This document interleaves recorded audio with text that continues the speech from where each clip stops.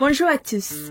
Il est essentiel que nous reconnaissons que même après avoir eu tout ce que nous voulons dans la vie, il nous manquera toujours tout si nous n'avons pas Jésus-Christ comme Seigneur et Sauveur personnel. Et c'est parce que l'amour, la joie, la paix, la liberté et la vie donnés en Christ sont plus grands que ce que la richesse, l'influence, le pouvoir ou les gens peuvent nous fournir. En effet, en Christ, que nous soyons en difficulté ou pas, nous ne nous sentons jamais sans valeur ou malheureux, mais nous reconnaissons plutôt la bénédiction de l'avoir comme une source de toutes choses et de voir sa gloire briller à travers nos vies.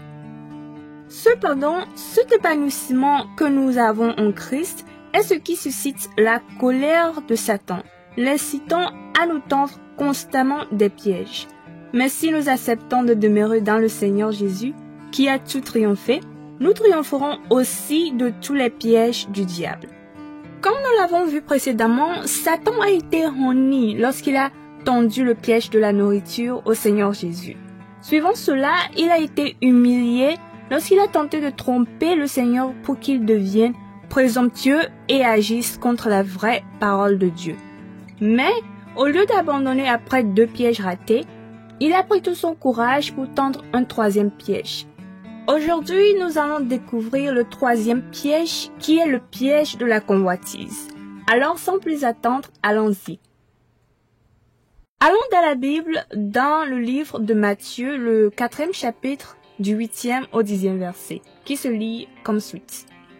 Le diable le transporta encore sur une montagne très élevée, lui montra tout le royaume du monde et leur gloire, et lui dit, « Je te donnerai toutes ces choses si tu te prosternes et m'adores. » Jésus lui dit, « Retire-toi, Satan, car il est écrit, « Tu adoreras le Seigneur ton Dieu et tu le serviras lui seul. » Amen. Ici au verset 8, la Bible nous dit que, encore une fois, le diable amena Jésus sur une très haute montagne dans le but de lui montrer tous les royaumes du monde ainsi que leur gloire. Il doit être clair pour nous que tout ce qui nous est montré ou révélé dans nos rêves, dans les visions ou par voie audible ne viennent pas tous de Dieu, car le diable peut aussi donner toutes sortes de révélations. C'est ici ce dont la plupart des gens ne sont pas conscients, parce que chaque fois que nous recevons une révélation, nous croyons automatiquement qu'elle vienne de Dieu et nous l'acceptons. Mais ce n'est pas toujours le cas. Par conséquent, à tout moment, il est crucial que nous prions pour recevoir l'esprit de discernement, afin de connaître la différence entre les révélations de Dieu et la révélation de Satan. Dans le 9e verset, nous voyons le diable dire « Je te donnerai toutes ces choses si tu te prosternes et m'adores. » Maintenant, il y a de gros points d'interrogation ici.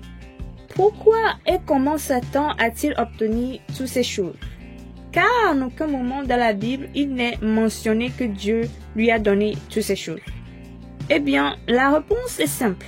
Il les a volées. En effet, il a volé toutes ces choses quand il a poussé au péché Adam et Ève, ceux à qui Dieu avait initialement donné le pouvoir de gouverner le monde entier. Et comme nous le voyons dans ce verset, Satan, voleur, a eu l'audace de présenter ces choses comme les siens et a demandé à Jésus de l'adorer en échange d'eux. Mais Jésus savait que Satan avait tout volé aux hommes. Et c'est d'ailleurs pour cela qu'il est venu sur terre, pour restituer aux hommes ce qui leur a été volé. Mais pas de la manière suggérée par Satan, mais plutôt selon le plan de Dieu le Père. Ici, Jésus a clairement compris que ce qui lui était montré et proposé était un piège de convoitise, car la vision de toutes ces choses était censée susciter en lui un désir qui l'écarterait complètement du chemin de Dieu. C'est pourquoi il est resté ferme et a brisé le piège de Satan en disant « Retire-toi, Satan, car il est écrit, tu adoreras le Seigneur ton Dieu et tu le serviras lui seul. » Une fois de plus, triomphant du diable. Bien-aimés en Christ, le piège de la convoitise abonde de nos jours. Que ce soit des gens qui prennent des raccourcis pour satisfaire les désirs de la chair ou des gens qui sont soumis à la pression pour faire le mal en échange de faveurs, nous sentons partout le piège de la convoitise. Néanmoins, vous pouvez les éviter si vous donnez entièrement votre vie au Seigneur Jésus-Christ et si vous lui faites totalement confiance. Car ce n'est qu'en l'adorant que vous pouvez obtenir vos promesses et les désirs de vos cœurs.